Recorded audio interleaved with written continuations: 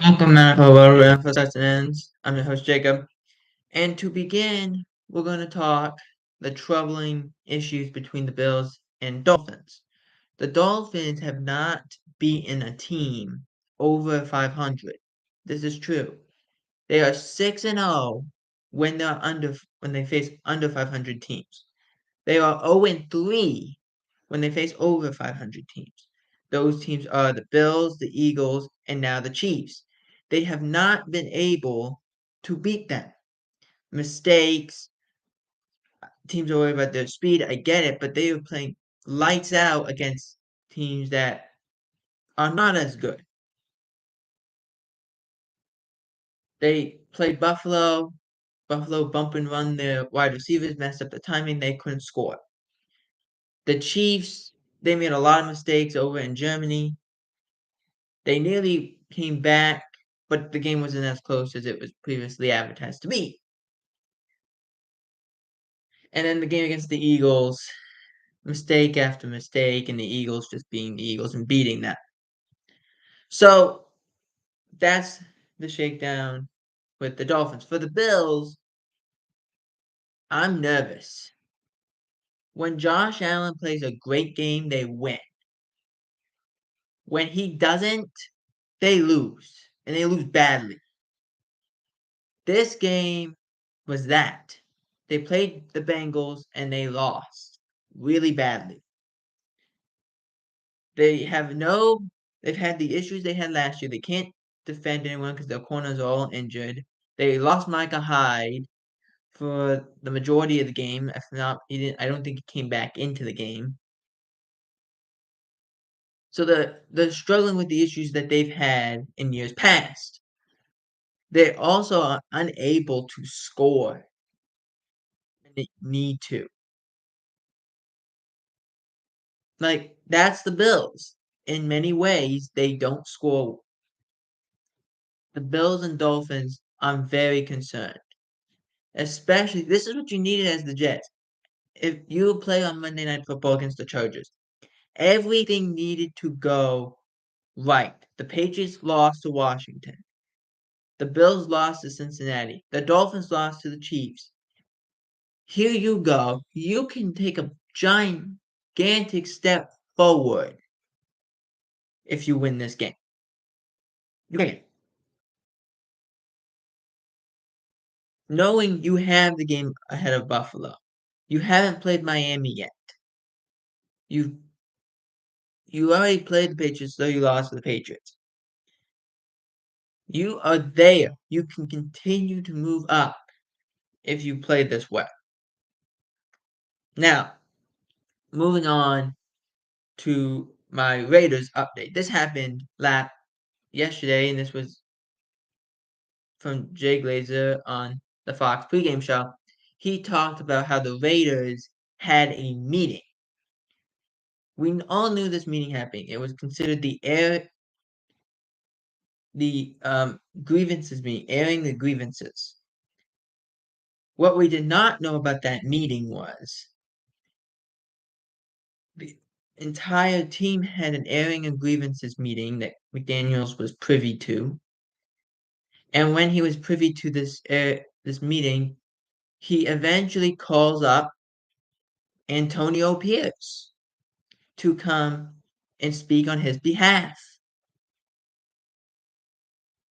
As kind of, well, he'll save me, which is not what happened. He went and said, okay, guys, I remember when I was with the 2007 Giants.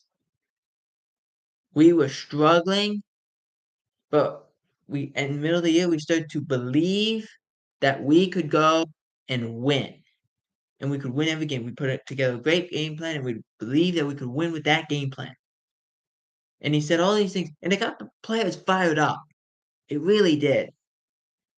To the point of they go and won. They won this week. But they come back from that Detroit game. But before that, when this meeting happened on that Thursday, and after Antonio Pierce came after he stopped talking for the team, Josh McDaniels said, "What were you doing?" What? What do you mean, what was I doing? I was helping our team. Our team needed that boost of energy. I wanted to say, well, we're not there yet.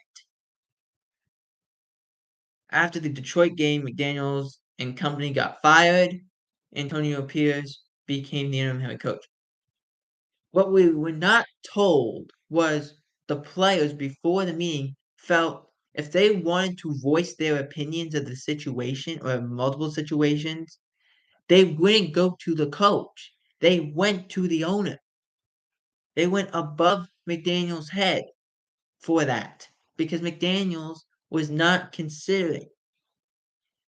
And I brought this up. I had family over to watch on Sunday,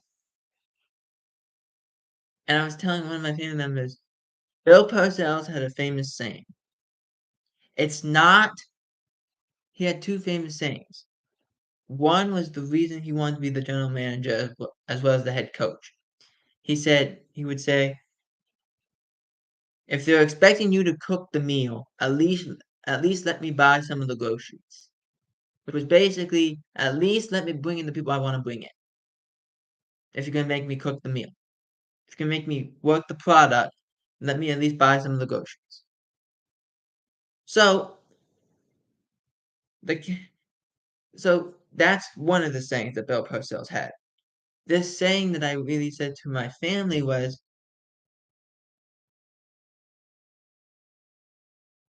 it's not all about the X's and O's. It's about the Jimmies and Joes. And what that means is it's not about the scheme.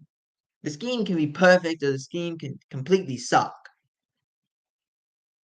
It can be complete shit on the body. It can be whatever it wants to be. Sometimes it's the players. The players have to be.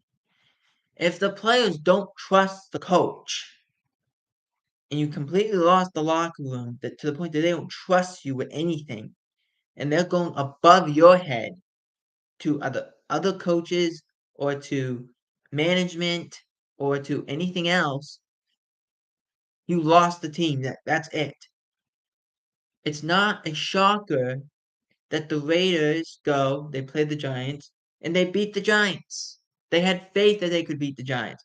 Probably with Josh McDaniels, they could have beaten the Giants. But they had more faith, and they scored a bunch of points, and they won outright. That all stems from that change and that room having some juice. Now, I do want to make this clear. Jay Glazer did say that Mark Davis's mindset is that this is an audition for Antonio Pierce. If he does well, he can get the head coaching job. He's in consideration. Now, this was not said with the Rich Bisaccia situation a couple years ago. It should have been, but it wasn't.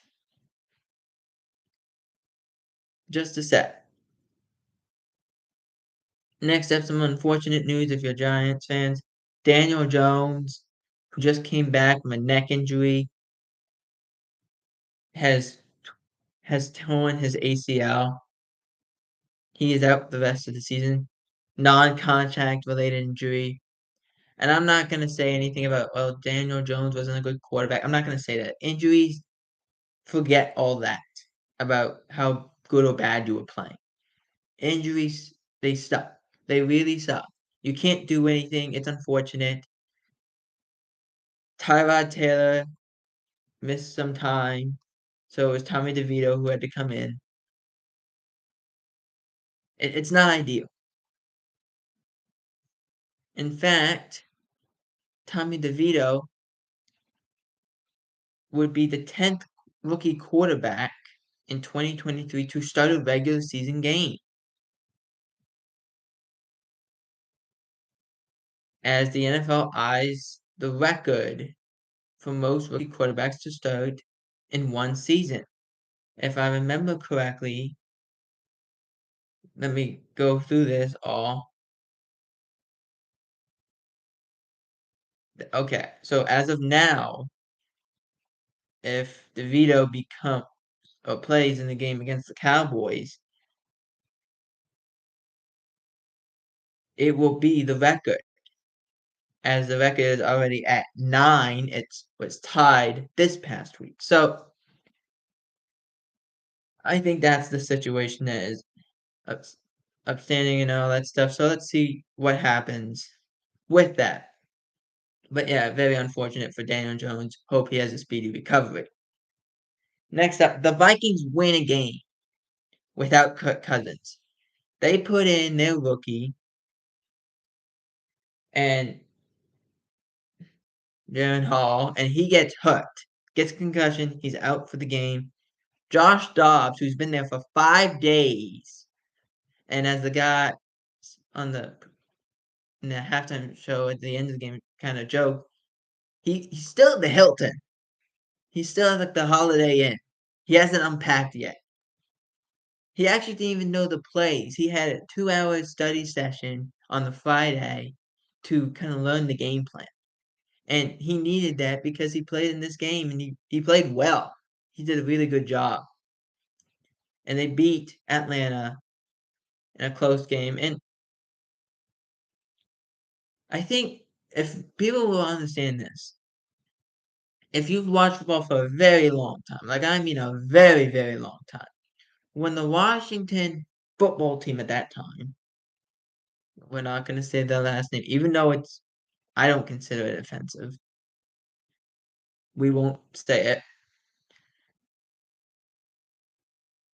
Doug Williams, who was the quarterback of the Tampa Bay Buccaneers, went to that team, signs to that team, goes, and he wasn't a great starter. But when they needed a spark and he would come off the bench, he was really good. He was a really good quarterback. Josh Dobbs is the same way in terms of they don't need a whole lot of warm-up time. They can just go and play well. And that's what happened. So if I'm the Vikings, this is what you need. This is the guy you can use. He's that good of a player. All right, to a game recap portion of the video that we go. After week 9, our record is 32-19, which is not great. We only went 2-2 this week. The Chiefs beat the Dolphins 21-14. It wasn't even that close. At one point, it was 21-0 because of the Dolphins' woes on offense, unable to do anything. The Chiefs' offense, I'm a little concerned because they stalled out in the second half, and they allowed the Dolphins to get back into this game. But otherwise, Chiefs did their thing. This was the first game in Germany. It was an exciting one. Again, Dolphins have not beaten a team over 500. I'm concerned if I'm a Dolphins fan. Next, the Ravens demolish the Seattle Seahawks, 37-7, or 37-3. Excuse me, 37-3. Yep. Hang on, wait. Let me make sure I have that all right.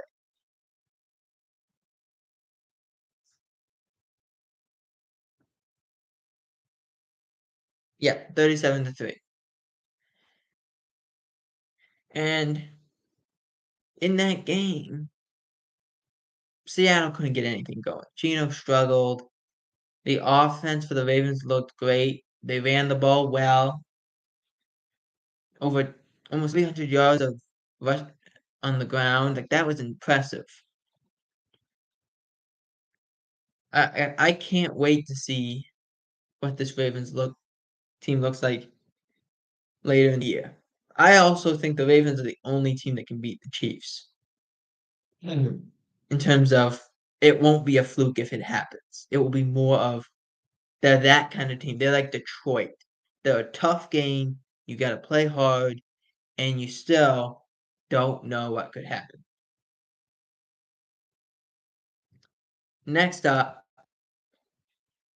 the Bengals beat the Bills 24-18 in a game where the Bills struggled to move the ball. And I said this earlier, the cornerback position is a problem for them, and their secondary is a problem for them. I really think they miss Matt Milano. They really do. The things he could do. Number one, he was a secure tackler. He was a great tackler. But number two, they don't line up properly. They're all over the place. He could cover running backs and tight ends. They can't really do that. They're struggling against those people tonight. The Bengals they only had 33 catches 33 targets to the tight end all year, and yet here they are, had 7 catches to the tight end within the first half, and unable to guard the tight end. So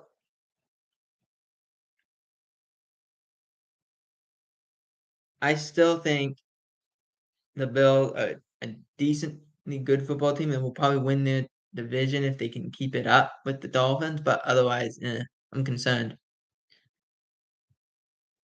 Next up,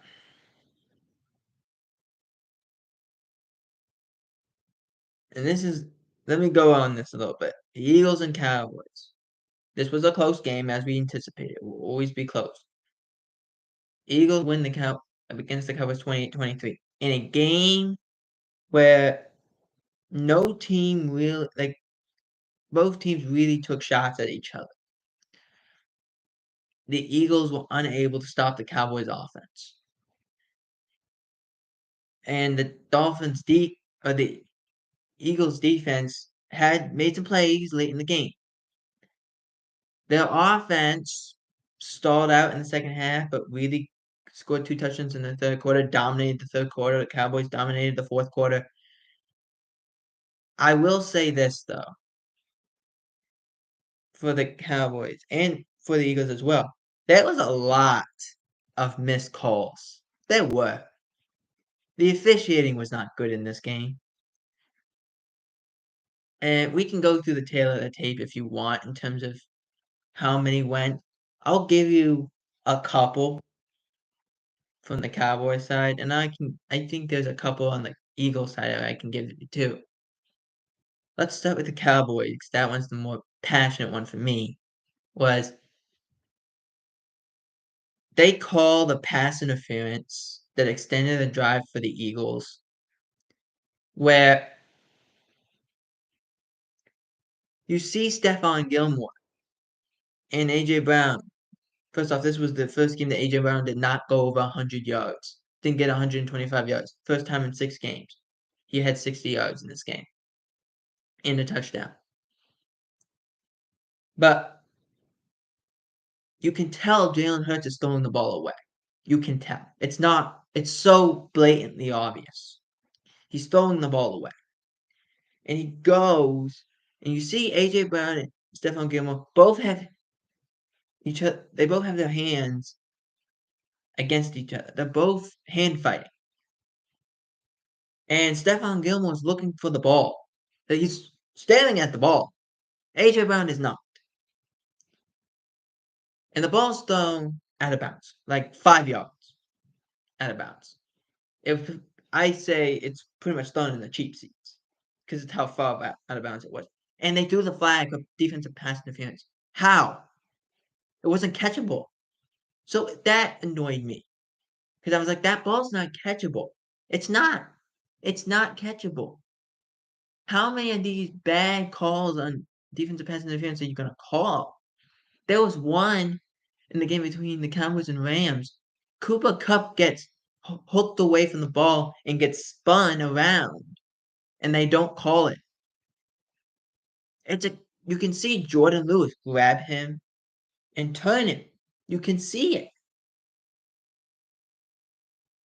But they don't call it, and Sean McVay at the time was mad at it, and probably still is mad about it. This was the same thing, except he did not turn him, and they have the hand fighting. Now, I would not be mad at that if later on in the game, they or yeah, later on in the game, Darius Slay grabs CeeDee Lamb's arm, and they don't throw it there. So I don't understand how you could do that. Then there was a holding that really it's only called a holding because the Eagles defender flops, which again, like if you've been around for a long time, you know the one thing I hate is when a player over exaggerates a penalty. But I hate it in the NBA, I hate it in the NFL when the player flops. I hate it. I hate it. I hate it. That's not what you should do. You can, I'm trying to get my arm up. I can't. He's grabbing me. I get it. But when you're flopping backwards, that's the only way they saw it was a holding call. It negated a 15-yard run before the half. Um, there was one um before on a fourth down, the Cowboys go and it looks like they score a touchdown, and you say, well, the knee dropped before the goal. Okay, it does. Yes, it does.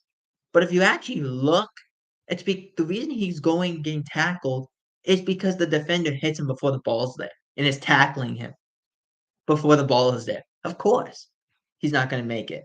Of course, it's obvious. But they didn't throw a flag, so therefore he can't count it as penalty. Um, they called a holding on Deron Bland. It wasn't really a holding. I mean, it was just them both being aggressive. I don't understand how you're going to call a holding on that. So that I saw people say, well, it gave the Eagles 18 points. No, but I can guarantee you they gave them 7. How many penalties are going to happen in that situation? Can't happen. In the fourth quarter, the Cowboys are driving, and fourth down or third, second down, second and third down, like there's an illegal contact directly in Michael Gallup's face. Guy hits him directly in the face. They threw the flag, and then they just picked it up. They showed the replay, and the announcers were like, "How can you pick that flag up?" He directly punched him in the face. He punched him in the face. If it's not illegal contact, hands to the face. Now, everyone says, well, it could be incidental. I'm here to tell you, every penalty is either incidental or actually happened on purpose. There's no in between. And that doesn't stop you before. How can you do that? You can't. You can't. And then the only reason they called, there was a 4th and 1, which we'll get to a little bit later. They called 3 penalties on the Eagles late. The reason they called the pass interference on Bradbury late in the game was because Bradbury hits Gallup way before the ball is there. It's so obvious that if they didn't throw it, I think the Cowboys fans would have broken the internet. It would have been a halt of terrible officiating. The officiating has to be get rid of. Everything would have been bad. So they call it. There was a roughing the passer. It absolutely roughing the passer because he hits Dak Prescott late. Did Dak flop a little bit? Maybe, but it's definite that you hit him late. The ball's way gone. Um, there was an encroachment that was obvious. So there was quite a bit, is what I'm trying to say. Now, should there have been a couple on the Cowboys? Absolutely. Going back to that 4th and 1 where the Cowboys run a quarterback sneak, not a brotherly shove, but a quarterback sneak. You can't tell that Dak Prescott gets the first down. You can't tell where the ball is. It looks like he does. They gave him the first down. But after the play, which I don't agree that it's after the play. I really don't. But you see the Cowboys tackle take one of the Eagles players, Kevin Byard, off the pot, which should have been a penalty. Fire then gets up and try to push Ferguson, by the way. Ferguson pushes him back and he flops. Just to say.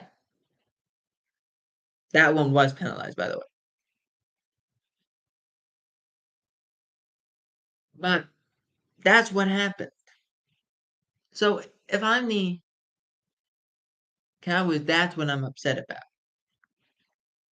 You can make note that on the fourth down when they tried to throw the ball to Jalen Tolbert that he gets interfered with. It's ticky-tack at best, but again, you can make a fair point of it.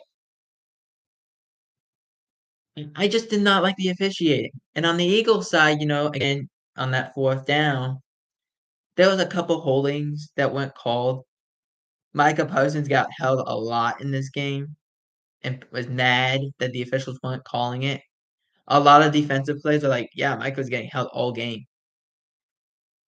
There was one play where Micah is trying to split between the center and guard, and he gets held. And he's like, what do you want me to do? What do you want me to do? I'm getting held. And I'm going to say this whenever I can. Aaron Donald's been the best player in the NFL for 5+ years now. If Aaron Donald's getting held, that's a problem. Yes, he is the best player in football on the defensive side. Yes, he is. But you can't use illegal tactics to stop him and just look the other way. You can't do that. Who are the most held players in the NFL? I guarantee you it's Micah Parsons and Myles Garrett. In terms of penalties that aren't called, it's Myles Garrett and Micah Parsons. I guarantee it. I guarantee it. They're the two best defensive players in the league, best young defensive players now, and they don't get anything. So when they actually get a sack or actually get a pressure, it's because they're that good that even though you held them, that didn't stop them. A lot of people will blame Dak Prescott for this loss to the Eagles. Dak played really well. Really well. 370 plus yards. um, 3 touchdowns, no INTs. The offensive line for the Cowboys on the left side up to Zach Martin was great. Terrence Steele was terrible. Gave up 4 sacks. They'll say 2.5 statistically, but it was 4 sacks, especially late in the game. Terrible. Dak played really well. Quote from Michael when he's talking about Scott calls Dak a freaking warrior. He said also a couple other things, but he said he's a warrior. That guy plays his tail off, which he does. The last 3 games, Dak's been on fire. He looked really good. Wasn't the fault that they lost.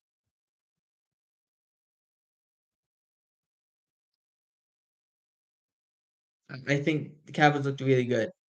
I will say this though, the Eagles and lost Dallas guard. He fractures his forearm. He's gonna miss some time. There's no guarantee of how much time he will miss, but he fractures forearm. Let's see if I think he might miss about a month, a little over a month. I think depends on how and what the Eagles decide to do. But I will say that.